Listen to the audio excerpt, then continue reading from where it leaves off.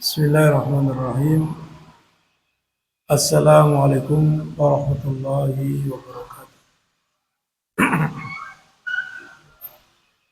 Alhamdulillahi rabbil alamin. Wa bihi nasta'inu ala umurid dunya waddin. Wassalatu wassalamu ala sayyidil anbiya'i wal mursalin. Wa ala alihi wa sahbihi wa man tabi'ahum bi ihsanin ila yaumiddin, amma ba'du. Pada kesempatan kali ini, alhamdulillah, Allah Subhanahu wa taala mempertemukan kita kembali dalam rangka bersama-sama thalabul ilmi. Bersama-sama kita belajar tentang agama Allah Subhanahu wa taala yang wajib kita pelajari, terutama kaitannya dengan perkara-perkara yang wajib diketahui oleh seorang muslim. Di antaranya kaitannya dengan dasar-dasar akidah dan juga hal-hal yang berhubungan dengannya. Demikian pula kaitannya dengan ibadah-ibadah pokok yang wajib diketahui oleh setiap muslim. Pada kesempatan ini insyaallah taala barangkali kita akan melanjutkan pada pertemuan lalu, masih pada pembahasan rukun iman yang terakhir, yaitu iman kepada takdir yang baik dan yang buruk. Barangkali sebagai pengulangan bahwa rukun iman kepada atau iman yang terakhir, yaitu iman kepada takdir, pada pertemuan yang lalu kita jelaskan bahwa mengimani takdir itu maksudnya mengimani semua apa-apa yang telah Allah takdirkan bagi makhluknya, bagi yang ada ini. Dan takdir itu maksudnya qadar. Kalau kita membaca rukun iman yang keenam adalah al-imanu bil qadari khairihi wa syarrihi. Bil qadar, al-qadar di sini maksudnya adalah takdir Allah terhadap yang ada. Takdir Allah terhadap yang ada dari makhluknya, sesuai dengan apa-apa yang telah mendahuluinya dari ilmu Allah Subhanahu wa taala terhadap takdir tersebut. Dan semuanya ditakdirkan, ditetapkan berdasarkan hikmah Allah Subhanahu wa taala. Pada pertemuan yang lalu kita telah sampaikan juga sebagian dari konsekuensi beriman kepada takdir itu. Pertama, mengimani Allah Maha mengetahui atas segala sesuatu, baik itu secara global, secara umum, ataupun secara terperinci.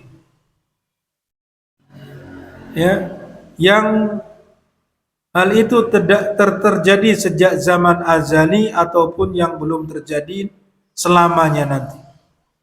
Baik itu yang berhubungan dengan perbuatan-perbuatan Allah sendiri ataupun berhubungan dengan perbuatan-perbuatan para hambanya.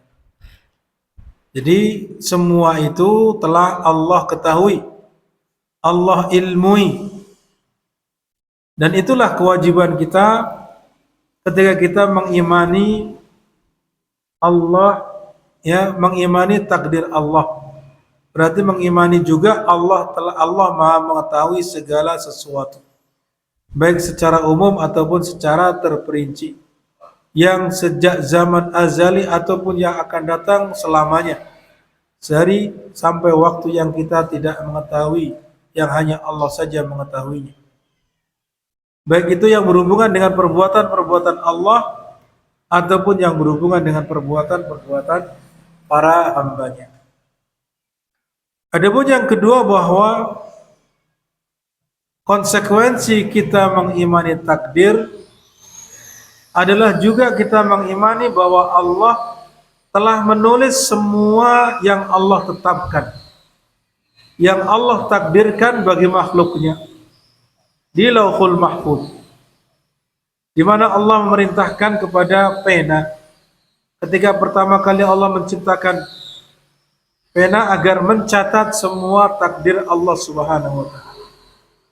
Bahkan disebutkan dalam hadis Nabi SAW, saya mendengar kata perawi hadis ini Abdullah ibn Amr ibn Al-As radhiyallahu anhuma, beliau mengatakan saya mendengar Rasulullah SAW bersabda, kataballahu maqadiral khalaiqi qabla an yakhluqas samawati wal arda bi khamsina alfa sanatin, bi khamsina alfa sanatin. Allah telah mencatat takdir seluruh makhluk sebelum Allah menciptakan langit dan bumi sejarak atau selama 50.000 tahun. Maksudnya sebelum Allah menciptakan langit dan bumi sejarak 50.000 tahun, takdir seluruh makhluk itu sudah dicatat oleh Allah Subhanahu wa taala di Lauhul Mahfuz. Maka itu yang harus kita yakini yang kedua. Sebagai konsekuensi kita mengimani takdir Allah. Yang pertama tadi, kita meyakini Allah mengilmui segala ketetapannya, segala takdirnya, dan juga Allah Subhanahu wa taala mencatat apa-apa yang Allah tetapkan bagi makhluk. Demikian pula yang ketiga yang merupakan konsekuensi daripada iman kepada takdir adalah beriman kepada seluruh yang ada ini tidaklah akan ada kecuali dengan kehendak Allah. Ya, jadi tidak ada sesuatu dari makhluk ini yang muncul, yang hidup, tidak ada sesuatu baik itu ucapan atau perbuatan yang dilakukan kecuali berdasarkan kehendak Allah. Itulah yang disebut dengan masyiatullah. Sama saja itu berhubungan dengan perbuatan Allah sendiri ataukah berhubungan dengan perbuatan makhluknya. Itu semua adalah berdasarkan dengan kehendak Allah. Allah menghendaki itu terjadi. Allah menghendaki itu ada. Oleh karena itulah yang disebut dengan masyiatullah. Jadi tidak ada sesuatu pun yang ada di dunia ini, tidak ada sesuatu yang terjadi di muka bumi ini, di alam jagat ini, baik di bumi ataupun di langit, kecuali berdasarkan kehendak Allah Subhanahu wa ta'ala. Kemudian yang keempat, yang merupakan konsekuensi daripada iman kepada takdir, kita meyakini, mengimani bahwa semua yang ada tadi semuanya adalah merupakan makhluk Allah, ciptaan Allah.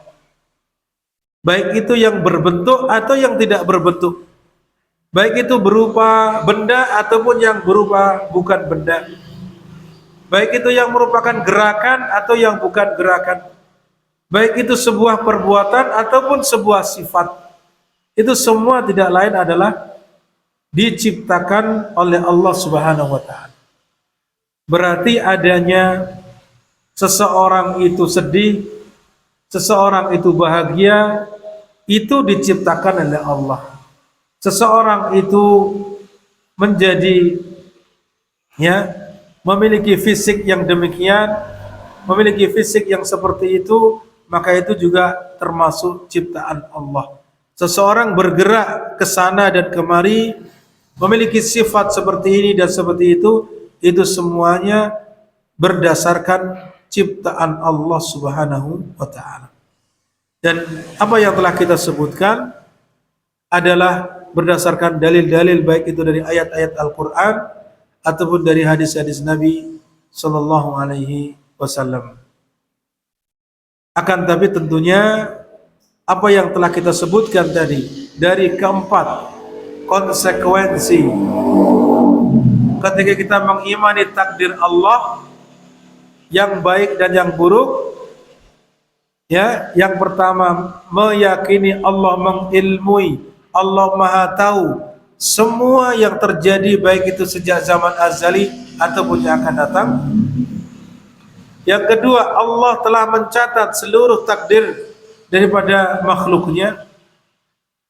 Kemudian yang berikutnya, Allah menghendaki, ya, apa-apa yang terjadi yang ada ini semuanya berdasarkan kehendak Allah. Dan yang terakhir, bahwa Allah lah yang menciptakan itu semua. Adanya sesuatu, baik itu benda, perbuatan, sifat, semuanya tidak lain adalah berdasarkan ciptaan Allah Subhanahu wa ta'ala. Lalu yang selanjutnya, bahwa mengimani takdir sebagaimana yang sudah kita sifati semuanya berdasarkan kehendak Allah, bukan berarti ini manusia tidak punya kehendak. Bukan berarti manusia seperti wayang, hanya digerakkan saja tanpa ada usaha. Tidak demikian. Hal ini tidak lain adalah manusia itu juga diberikan oleh Allah kehendak berupa untuk memilih. Kehendak memilih yang baik ataupun yang buruk. Ketika dia memilih yang baik, maka Allah mudahkan jalannya. Ketika dia memilih yang buruk, maka Allah mudahkan pula keinginannya. Maka itulah yang disebut dengan masyiah hamba. Kehendak seorang hamba tidaklah akan terjadi kecuali Allah juga menghendaki itu terjadi. Seseorang akan minum, tidak akan terjadi perbuatan minum itu kecuali Allah menghendakinya. Seseorang tidur, akan tidur, tidaklah dia akan tidur terpejamkan matanya kecuali Allah menghendaki hal itu terjadi. Dan seterusnya, baik itu perbuatan yang baik ataupun yang buruk, berdasarkan pilihan hamba tersebut yang kemudian diizinkan oleh Allah, dikehendaki oleh Allah untuk terjadi. Berarti kalaupun kita mau melakukan seperti ini, akan tetapi Allah tidak berkehendak, ya tidak akan pernah terjadi. Kan banyak seseorang itu ingin supaya lulus dalam ujiannya, ternyata tidak diluluskan. Seseorang itu ingin diterima dalam sebuah perguruan tinggi yang favorit, dia menghendaki, bahkan sudah berusaha, akan tetapi Allah tidak menghendaki itu terjadi. Dan ini menunjukkan bahwa apa yang dikehendaki oleh manusia tidaklah akan terjadi kecuali Allah mengizinkannya, kecuali Allah menghendaki hal tersebut terjadi. Kemudian juga yang perlu diperhatikan, tidaklah boleh seorang manusia itu ketika melakukan keburukan berdalih, berhujah bahwasanya ini berdasarkan takdir Allah. Ya, ketika dia melakukan keburukan, misalnya melakukan kemaksiatan, kenapa kamu tidak sholat? Oh, ini kan sudah takdir Allah. Maka ini adalah alasan yang tidak dibenarkan. Alasan yang seperti ini alasan yang batil. Itu tidak lain adalah pilihannya, kemudian Allah tetapkan bahwa pilihannya itu terjadi.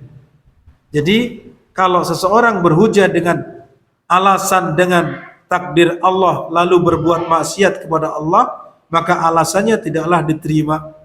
Alasannya tidaklah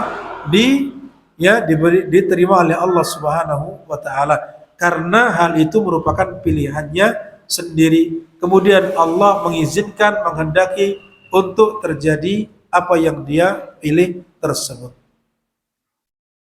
Jadi demikian. Ini diantara yang perlu difahami kaitannya dengan masalah takdir. Dan untuk mendalami lebih dalam, silakan dibaca kaitannya dengan penjelasan masalah qada dan qadar.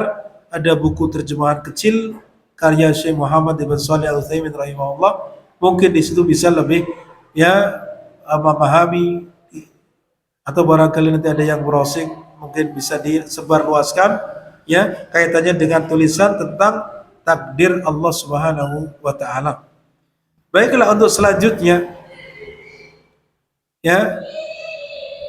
kita akan melanjutkan pembahasan tentang rukun iman, tentang rukun syahadat yang pertama. Jadi kaitannya dengan pembahasan ya rukun Islam dulu, masih kaitannya dengan syahadat.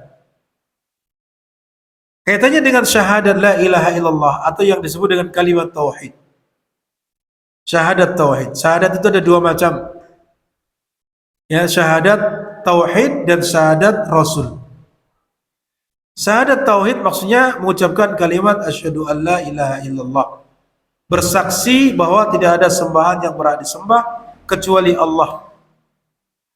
Kalimat tauhid la ilaha illallah adalah merupakan dasar, merupakan pondasi utama dari agama Islam itu sendiri.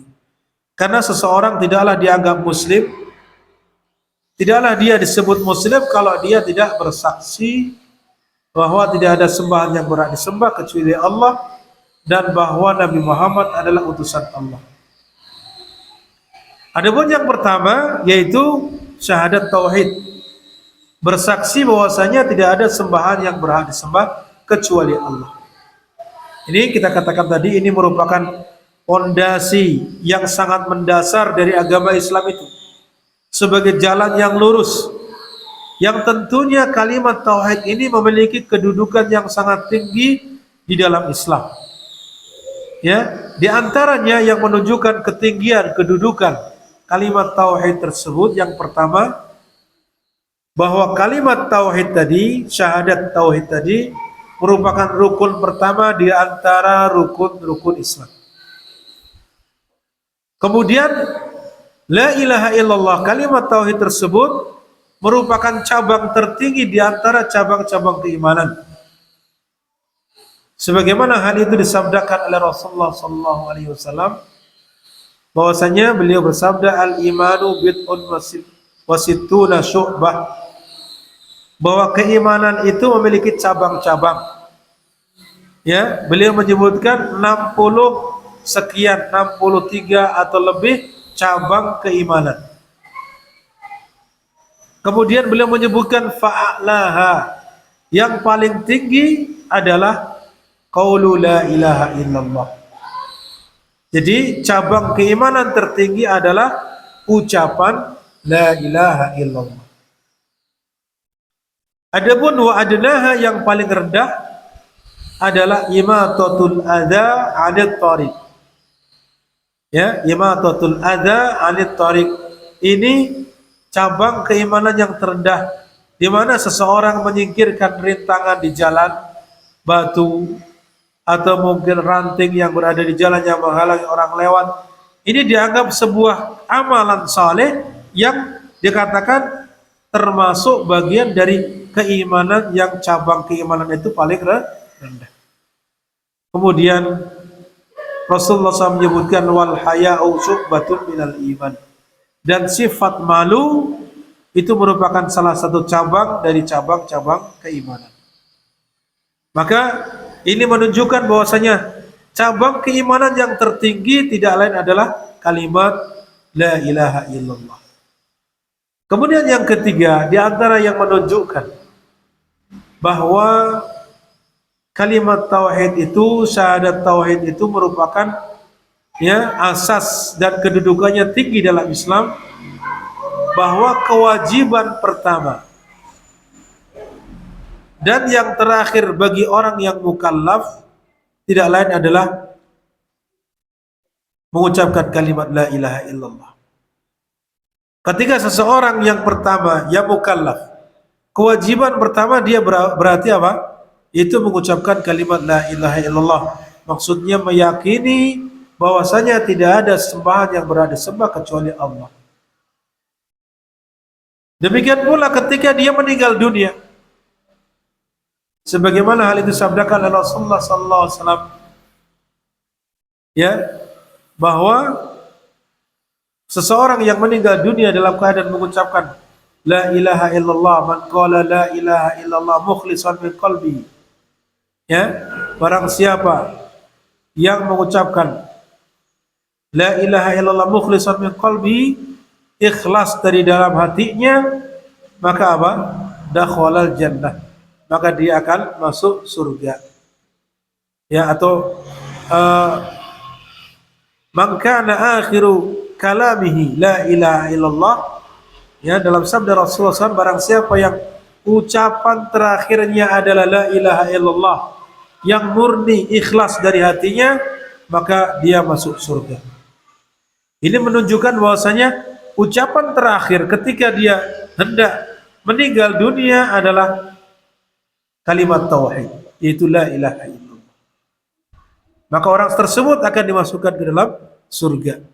Dan tentunya ini ketika seseorang berada dalam agama Islam lalu belum meninggal dunia, mungkin akhir kalimatnya bukan la ilaha illallah, bukan berarti dia kafir, tidak. Akan tapi tetap bahwa keyakinannya berada dalam Islam. Keyakinannya berada dalam keislaman. Oleh karena itu Allah Ta'ala berfirman, ya ayyuhalladzina amanu ittaqullaha haqqa tuqatih wa la tamutunna illa wa antum muslim. Hai orang-orang yang beriman, bertakwalah kalian kepada Allah dengan takwa yang sesungguhnya, dan janganlah kalian meninggal dunia kecuali dalam keadaan Islam, dalam keadaan berserah diri kepada Allah Subhanahu wa taala. Ini menunjukkan bahwasanya seseorang muslim ketika meninggal dunia betul-betul dia berada di atas keislamannya. Artinya dia masih meyakini kalimat la ilaha illallah dan tidak ingkar kepadanya. Itu demikian. Itu kewajiban yang terakhir. Sehingga di sini menunjukkan kewajiban pertama bagi orang yang mukallaf, dan kewajiban yang terakhir bagi orang yang mukallaf adalah dia bersaksi bahwasanya tidak ada sembahan yang berhak disembah kecuali hanya Allah. Kemudian yang berikutnya, tidaklah diterima, ya, dikatakan di sini diterimanya amal-amal saleh. Diterimanya amal-amal saleh itu tergantung kepada persaksian seorang hamba terhadapnya, itu mengucapkan dan mengamalkan konsekuensi. Ya, jadi seseorang kalau dia melakukan amal saleh, tapi ternyata bukan muslim, dia mungkin bersedekah, membantu orang. Kalau bertemu orang, pasti dia akan tersenyum, menyapa. Orang akan mengatakan, oh ini akhlaknya baik, suka membantu, baik kepada orang lain. Tapi dia bukan muslim. Dia tidak pernah mengakui Allah sebagai Tuhannya yang harus disembah. Satu-satunya yang berhak disembah hanya Allah, tidak diakui. Tidak pula mengimani Nabi Muhammad SAW sebagai utusan Allah yang terakhir. Maka orang yang seperti ini, ya, amalannya tidaklah diterima. Amalannya tidaklah diterima oleh Allah Subhanahu wa taala. Oleh karena itu sebagai ukuran seorang bersaksi bahwasanya tidak ada sembahan yang berhak disembah kecuali Allah dan bahwa Muhammad adalah utusan Allah, itu sebagai tolak ukur amalannya apakah diterima atau tidak diterima. Ya, supaya amalannya diterima oleh Allah, ya berarti harus menjadi muslim dengan mengucapkan dua kalimat syahadat tadi. Dan tentunya tidak melakukan pembatal daripada apa yang telah dia ucapkan. Nanti akan kita jelaskan pada pembahasan sendiri tentang pembatal daripada keislamannya. Ya, pembatal daripada keislaman yang telah dia miliki. Ini yang menunjukkan bahwasanya kalimat tauhid itu adalah merupakan kalimat yang sangat tinggi kedudukannya di dalam Islam. Adapun selanjutnya kita akan memahami tentang makna kalimat tauhid. Memahami makna daripada kalimat tauhid la ilaha illallah. Apa itu makna kalimat tauhid la ilaha illallah? Makna yang benar yang hendaknya kita fahami adalah maknanya la ma'buda bihaqqin illallah. Yang kita terjemahkan, tidak ada sembahan yang berhak diibadahi, tidak ada sembahan yang berhak disembah kecuali hanya Allah. Oleh karena itu yang paling tepat kalau kita menerjemahkan kalimat la ilaha illallah hendaknya menerjemahkan dengan maknanya. Menerjemahkan dengan maknanya, yaitu tidak ada sesembahan yang berhak disembah, tidak ada sembahan yang berhak diibadahi kecuali hanya Allah. Ya, karena kalau kita menerjemahkan la ilaha illallah dengan kalimat tidak ada Tuhan selain Allah, maka ini dikhawatirkan disalahfahami. Ya, karena sering kita mendengar terjemah daripada la ilaha illallah, tidak ada Tuhan selain Allah. Ini bisa saja orang memahami tidak ada Tuhan. Orang mengakui Yesus sebagai Tuhan, Sang Hyang Widi sebagai Tuhan, patung ini sebagai Tuhan, kemudian pohon itu sebagai Tuhan. Bahkan sebagian orang di India mengatakan sapi sebagai Tuhan, kera sebagai Tuhan, kobra sebagai Tuhan, dan seterusnya. Berarti kalau kita mengatakan tidak ada Tuhan selain Allah, berarti tadi yang diakui Tuhan, tidak ada Tuhan selain Allah itu tadi kan Tuhan-Tuhan, berarti itu Allah. Maka ini tidak dibenarkan yang seperti ini.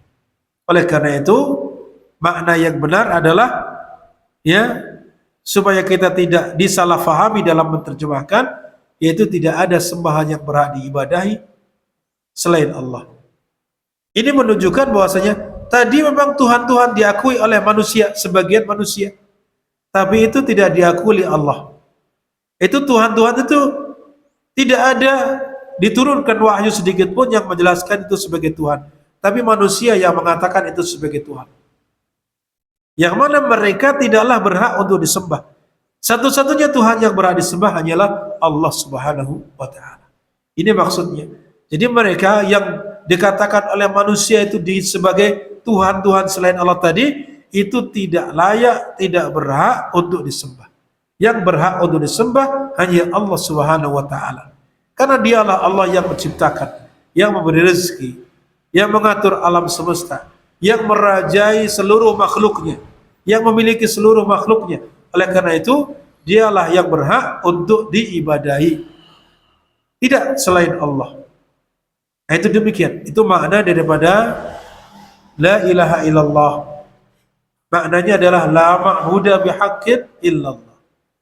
Tidak ada sembahan yang berhak disembah kecuali Allah. Dan tidaklah benar jika hanya dimaknai dengan makna tidak ada pencipta kecuali Allah. Kalau ada yang mengatakan apa makna la ilaha illallah, tidak ada yang menciptakan kecuali Allah, maka ini keliru. Atau tidak ada yang memberi rezeki kecuali Allah. Jadi seolah-olah hanya itu saja pekerjaan Allah. Padahal yang dimaksud di sini hanya sebatas rububiyatullah saja. Tidak ada pencipta kecuali Allah, berarti sini hanya mengatakan kalau disembah ya berarti boleh yang lain. Seolah-olah begitu. Karena dia hanya menetapkan tidak ada pencipta kecuali Allah. Tidak ada yang memberi rezeki kecuali Allah. Ya, kalau hanya sebatas itu saja, maka ini tidak lengkap, tidak sempurna. Memang benar, tidak ada pencipta kecuali Allah. Tidak ada yang dapat memberi rezeki kecuali Allah. Tidak ada yang menghidupkan, tidak ada yang mematikan kecuali hanya Allah. Hanya saja ini belum lengkap. Yang paling lengkap adalah tidak ada yang sesembahan yang berhak diibadahi kecuali Allah. Maka ini sudah mencakup kepada keseluruhan. Nah, itu demikian. Lalu kemudian yang berikutnya adalah rukun kalimat tauhid. Mudah-mudahan bisa difahami. Rukun kalimat tauhid itu apa saja? Ya, persaksian kalimat tauhid tersebut ketika seseorang mengucapkan saya bersaksi bahwasanya tidak ada sembahan yang berhak diibadahi kecuali Allah, maka di situ terdapat dua rukun. Yang kedua-duanya harus ada pada diri seseorang yang bersaksi akan kalimat tauhid tersebut. Yang pertama adalah al-nafyu. Apa itu al-nafyu? Nafyu itu bahasa Arab, artinya meniadakan atau peniadaan. Nah, itu diambil pada kata atau pada kalimat la ilaha. Artinya tidak ada sesembahan yang berhak diibadahi. Tidak ada sesembahan yang berhak diibadahi Berarti di sini meniadakan sesembahan-sesembahan, semuanya ditiadakan. Tidak ada yang berhak untuk diibadahi. Berarti Tuhan-Tuhan yang diakui yang ada oleh manusia itu tidak ada yang berhak diibadahi. Berarti di sini seolah-olah sedang menafikan keseluruhan Tuhan, keseluruhan sesembahan, semuanya tidak boleh disembah. Lalu yang kedua apa? Isbat, yaitu menetapkan, ya, menetapkan. Lalu siapa yang berhak disembah? Lalu siapa yang boleh disembah? Illallah. Kata illallah inilah yang menetapkan, kecuali Allah. Yang berhak disembah, yang layak diibadahi, yang satu-satunya berhak untuk disembah, dimintai tolong dan seterusnya, itu hanya Allah saja. Jadi dua rukun ini harus ada pada diri seseorang ketika dia meyakini kalimat tauhid. Konsekuensinya kalau dia mengucapkan kalimat tauhid itu berarti harus meninggalkan semua sesembahan selain Allah. Tidak boleh beribadah kepada selain Allah. Itu begitu. Sehingga di sini dikatakan al-nafyu, yaitu peniadaan, yaitu pada kata la ilaha illallah, tidak ada sembahan yang berhak diibadahi. Maksudnya meniadakan dan membatalkan seluruh sesembahan selain Allah. Lalu yang berikutnya menetapkan atau al-isbat. Menetapkan artinya menetapkan siapa yang berhak disembah. Yaitu pada kalimat illallah, kecuali Allah. Maksudnya menetapkan Tuhan, menetapkan sesembahan yang berhak disembah, berhak diibadahi hanyalah Allah Ta'ala semata. Itu begitu. Dan tidaklah cukup hanya sebatas mengucapkan kalimat tauhid saja. Jadi kalimat tauhid itu tidak hanya sekedar diucapkan. Akan tapi apa? Akan tapi harus mengilmui maknanya, memahami kandungan makna yang ada di dalam kalimat tauhid tersebut. Kemudian mengamalkan kandungannya dan juga konsekuensinya, yaitu berupa meniadakan kesyirikan. Artinya tidaklah dia melakukan bentuk-bentuk kesyirikan apapun bentuknya, dan menetapkan wahdaniyatullah, keesaan Allah yang disertai dengan keyakinan yang pasti dan mendalam di dalam hati terhadap hal tersebut. Barulah dia dikatakan muslim yang sesungguhnya. Ya?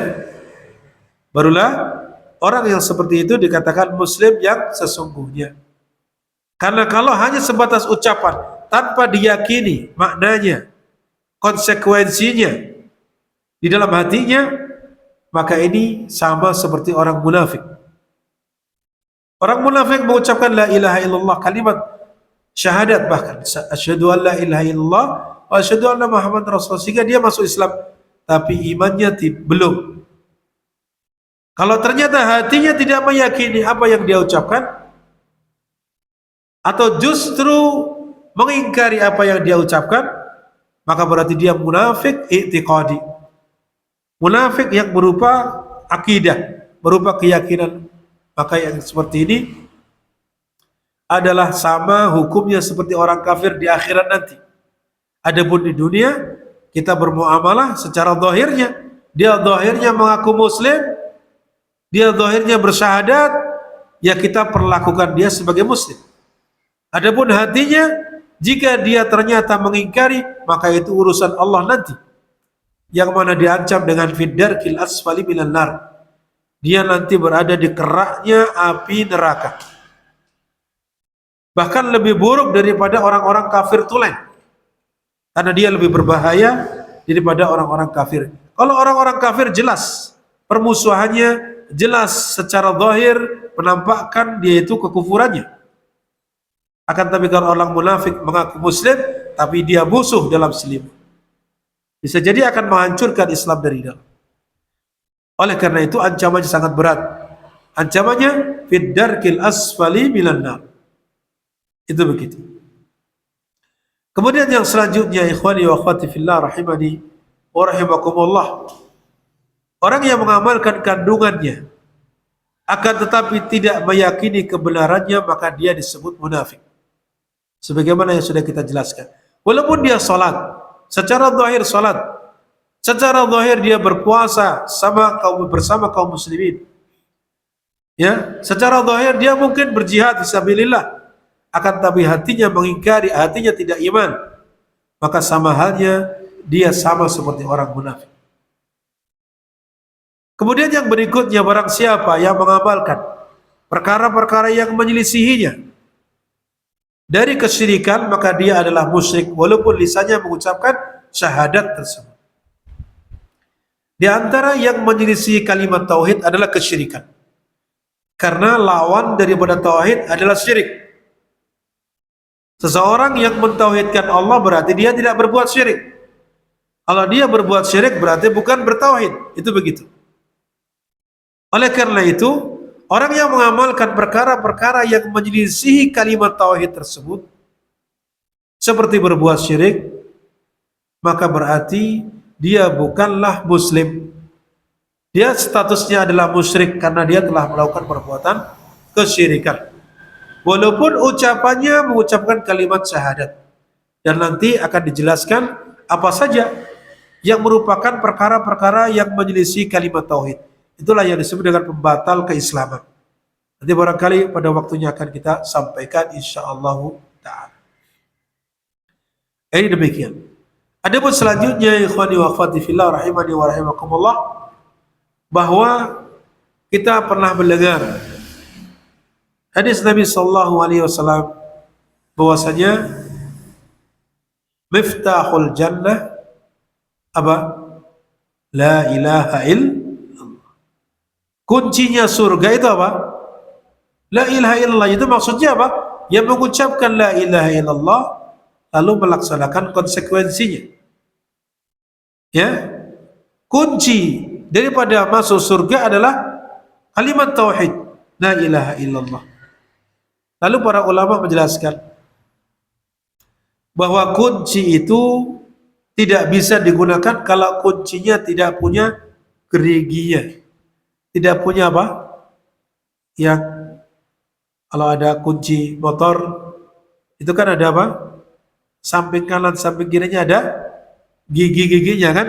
Kunci rumah. Hampir semua kunci, bahkan tidak ada kunci yang polosan. Ada kunci yang polosan? Tidak ada. Oleh karena itu tadi bahwasanya kalimat la ilaha illallah, naam, benar itu kunci. Akan tapi kunci itu adalah memiliki gerigi-gerigi. Ada gigi-giginya. Oleh karena itu kemudian para ulama mengibaratkan bahwa gigi-gigi itu adalah syarat-syarat la ilaha illallah. Seseorang yang tidak terpenuhi padanya syarat-syarat la ilaha illallah, maka berarti kuncinya belum lengkap. Kuncinya tidak bisa digunakan.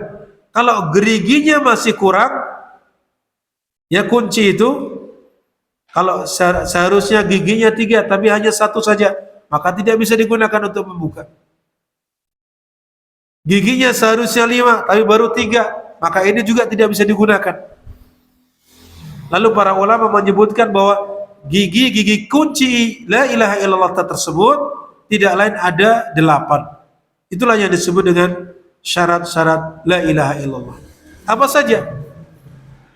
Lalu mereka menyebutkan yang pertama. Ya, yang pertama syarat-syarat la ilaha illallah yang harus dimiliki oleh orang yang mengucapkan kalimat la ilaha illallah adalah berilmu yang meniadakan kejahilan atau ketidaktahuan. Maksudnya bagaimana? Maksudnya adalah bahwa dia itu mengilmui, mengetahui makna kalimat la ilaha illallah tersebut, baik itu secara penetapan ataupun peniadaannya. Baik itu apa? Secara penetapan ataupun peniadaannya. Hal ini disebutkan dalam firman Allah Ta'ala, fa'lam annahu la ilaha illallah wastaghfir li dzambik, disebutkan dalam surat Muhammad ayat 19. Ketahuilah, maka ketahuilah bahwasanya tidak ada sembahan yang berhak disembah kecuali Allah. Nah itu, fa'lam annahu la ilaha illallah. wastaghfir li dzambik. Allah di sini memerintahkan supaya mengilmui. Ketahuilah, ilmuilah tentang la ilaha illallah, bahwa tidak ada sembahan yang berhak disembah kecuali Allah. Kita bukan orang Arab. Kita bukan orang yang mengerti tentang bahasa Arab. Kalimat la ilaha illallah bahasa Arab. Orang-orang yang betul-betul memahami kalimat bahasa Arab, maka dia akan langsung tahu maknanya. Oleh karena itu, di awal-awal dakwah Nabi SAW, ketika Nabi SAW mengajak orang-orang kafir Quraisy, Abu Jahal, Abu Lahab, ya, ataupun tokoh-tokoh kafir Quraisy yang lain yang menentang dakwah Nabi SAW, ketika Nabi mengajak mereka, qulu la ilaha illallah tuflihu, ya, ucapkanlah oleh kalian la ilaha illallah, maka niscaya kalian akan menjadi orang yang beruntung. Akan tapi apa yang dikatakan oleh mereka? Kan gampang mengucapkan la ilaha illallah, gampang atau tidak? Gampang kan? Mudah. Ya? Mudah mengucapkan la ilaha illallah. Akan tapi kenapa Abu Jahal, Abu Lahab dan orang-orang yang semisalnya tidak mau mengucapkannya? Karena mereka tahu konsekuensinya. Karena mereka tahu kalau mengucapkan kalimat tersebut itu harus meninggalkan apa yang sudah biasa mereka lakukan selama ini, berupa menyembah kepada selain Allah. Berarti ini mereka memahami maknanya. Langsung faham kalimat la ilaha illallah itu menjadikan Tuhan yang berhak disembah hanya satu saja. Oleh karena itu mereka mengatakan, aja'alal alihata ilaha wahida. Ya, apakah dia akan menjadikan Tuhan-Tuhan yang ada ini hanya satu Tuhan saja? Ada syai'un ujab, kata mereka. Ini perkara yang mengherankan. Karena selama ini mereka menyembah Tuhan-Tuhan yang mereka yakini sebagai Tuhan. Ada Latta, ada Uzza, ada Manat. Ada Tuhan-Tuhan selain Allah yang mereka sembah, yang mereka dirikan patung-patung, berhala-berhala yang berada di sekeliling Ka'bah. Ada Hubal, ya, atau yang lainnya yang mereka sembah selain Allah. Nah, ketika mereka mengucapkan la ilaha illallah, konsekuensinya ini semua harus disingkirkan, hanya menyembah Allah saja. Oleh karena itu mereka tidak mau, karena faham maknanya. Karena harus meninggalkan ajaran nenek moyang yang selama ini sudah mendarah daging, sudah mentradisi, sudah turun-temurun mereka lakukan. Sehingga sudah menjadi keyakinan bahwa yang benar itu agama mereka. Sehingga mereka tidak mau meninggalkannya. Nah, itu begitu. Sehingga terjadilah pertentangan, terjadilah permusuhan, sampai terjadilah peperangan, pembunuhan, dan seterusnya. Tidak lain tadi karena mereka mempertahankan keyakinan yang sudah lama mendarah daging, turun-temurun dari nenek moyang mereka. Walaupun mereka di atas kekufuran, walaupun mereka di atas kebatilan, mereka tidak peduli, mereka tidak tahu, yang penting ini agama turun-temurun yang mereka yakini. Nah, disitulah seseorang ketika mengilmui, memahami betul makna la ilaha illallah, maka dia akan meninggalkan semua sesembahan selain Allah. Kalau ternyata ada di antara yang mengaku dia telah mengucapkan kalimat syahadat la ilaha illallah, tapi ternyata dia masih menyembah kepada selain Allah, minta pertolongan kepada selain Allah, berdoa kepada selain Allah, berarti dia tidak faham maksud la ilaha illallah. Tidak mengerti apa maksud la ilaha illallah. Berarti sini butuh belajar, butuh mengilmui, sehingga akan hilang ketidaktahuannya terhadap kalimat la ilaha illallah. Itu demikian. Ya. Kemudian yang kedua, ikhwani wa akhwati fillah rahimani wa rahimakumullah. Di antara syaratnya adalah keyakinan. Yang keyakinan itu meniadakan adanya keraguan. Jadi kalau sudah yakin, ragu-ragunya hilang. Itu maksudnya. Katakan di sini maksudnya adalah hendaknya orang yang mengucapkan kalimat tauhid la ilaha illallah dia benar-benar meyakini secara sempurna bahwa Allah adalah satu-satunya sesembahan yang berhak, tidak ada sekutu baginya. Ya. Ini sebagaimana disebutkan dalam firman Allah Ta'ala dalam surat Al-Hujurat ayat 15, di mana Allah Ta'ala berfirman innamal mu'minuna alladzina amanu, ya, innamal mu'minun, sesungguhnya orang-orang yang beriman itu hanyalah mereka itu siapa? Alladzina amanu billahi wa rasulihi, orang-orang yang beriman kepada Allah dan Rasulnya. Tsumma lam yartabu, yang mana keimanan mereka menjadikan mereka tidak ragu. Tsumma lam yartabu, kemudian mereka tidak ragu. Wajahadu bi amwalihim wa anfusihim fi sabilillah ulaika humus shadiqun, lalu mereka berjihad dengan harta mereka, dengan diri mereka di jalan Allah, mereka itulah orang-orang yang benar. Orang-orang yang benar. Itu keyakinan. Adapun berikutnya yang ketiga adalah yang merupakan syarat daripada la ilaha illallah adalah keikhlasan, yang meniadakan kesyirikan. Lawan daripada ikhlas adalah syirik. Kalau seseorang mau berbuat syirik berarti tidak ikhlas. Maksudnya apa? Di mana dia mengikhlaskan seluruh ibadah yang dia lakukan hanya untuk Allah saja, dan tidak sedikit pun dari ibadah-ibadah tersebut dipalingkan kepada selain Allah. Tidak ada satupun ibadah yang dipalingkan untuk selain Allah.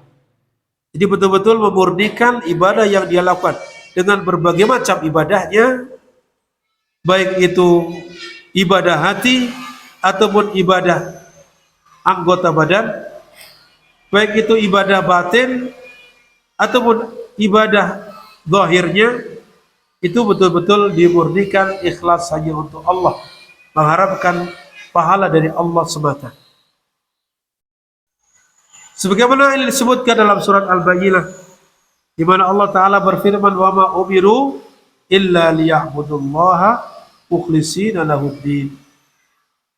Ya, tidaklah mereka diperintahkan kecuali untuk menyembah Allah dengan memurnikan agama kepadanya yang lurus ini. Nah, itu demikian. Kemudian yang keempat adalah kejujuran yang meniadakan kedustaan. Artinya apa? Ketika kita mengucapkan kalimat la ilaha illallah tersebut, itu betul-betul jujur muncul dari hati kita. Ya, bukan dusta. Hatinya berkata lain, lisannya berkata lain. Tapi betul-betul lisan dan hatinya itu sama. Ya, tidak berbeda antara lisan dan hatinya. Itu namanya jujur. Benar dari lubuk hatinya bahwasanya dia itu meyakini kalimat la ilaha illallah tersebut. Kemudian yang kelima, berarti ini syarat yang pertama tadi mengilmui, kemudian yang berikutnya keyakinan, meyakini, kemudian ikhlas, yang keempat adalah kejujuran. Itu semua harus ada pada diri seorang yang ketika kalimat tauhid itu diucapkan. Lalu cinta yang meniadakan kebencian. Maksudnya bagaimana? Ketika seseorang mengucapkan kalimat tauhid, maka engkau benar-benar mencintai Allah dan Rasulnya. Jadi bukan karena paksaan, bukan karena mengikuti teman, bukan karena lingkungan, tapi betul-betul dari hatinya dia itu mencintai Allah dan Rasulnya. Kemudian juga konsekuensi yang terkandung di dalam kalimat tersebut. Adapun yang keenam adalah tunduk dan patuh yang meniadakan ketidakpatuhan. Maksudnya bagaimana? Ya, engkau beribadah kepada Allah semata, tunduk dan patuh kepada syariat Allah, lalu mengimaninya serta meyakininya bahwa itu adalah hak. Yang ini akan mengakibatkan seseorang tidak berani untuk meninggalkan perintah Allah, Ketika seseorang itu masih berani meninggalkan perintah Allah, berarti dia tidak tunduk dan patuh secara sempurna.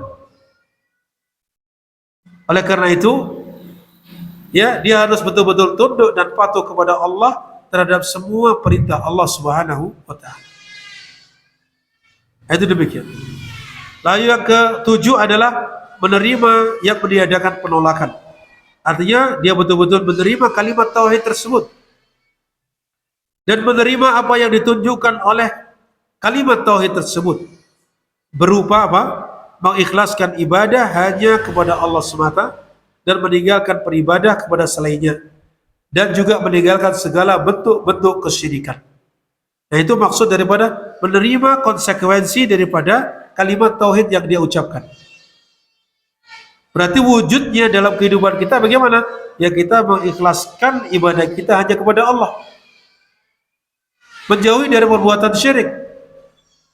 Itu maksud daripada al-qabul, menerima daripada kalimat tauhid. Lalu yang terakhir, yang merupakan konsekuensi, merupakan syarat la ilaha illallah adalah kufur dan mengingkari apa-apa yang disembah selain Allah. Ya, jadi keliru kalau ada orang mengatakan semua agama benar. Salah besar kalau ada yang mengatakan semua jalan itu menuju surga. Semua agama itu baik. Ya, maka ini salah besar.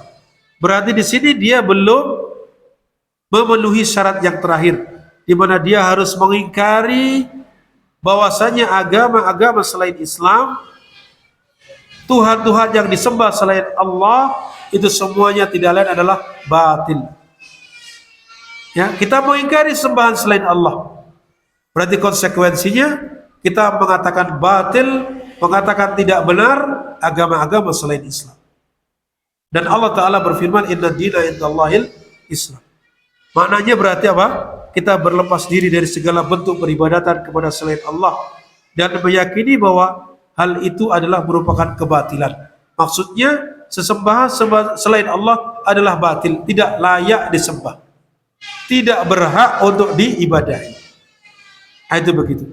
Itu konsekuensi apa namanya, syarat yang ke-8 daripada syarat-syarat la ilaha illallah.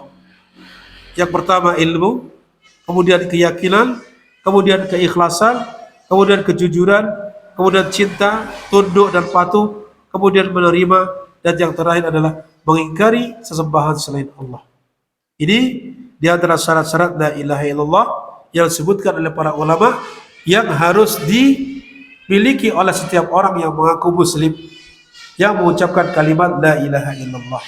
Pada kali ini yang dapat kita sampaikan pada pertemuan hari ini, mudah-mudahan bermanfaat, dan kita akan lanjutkan pada pertemuan berikutnya insyaallah taala kaitannya dengan dasar-dasar akidah Ahlus Sunnah wal Jamaah. Baik, saya kembalikan kepada moderator. Sallallahu alaihi nabiyina Muhammad wa ala alihi wa sahbihi ajma'in.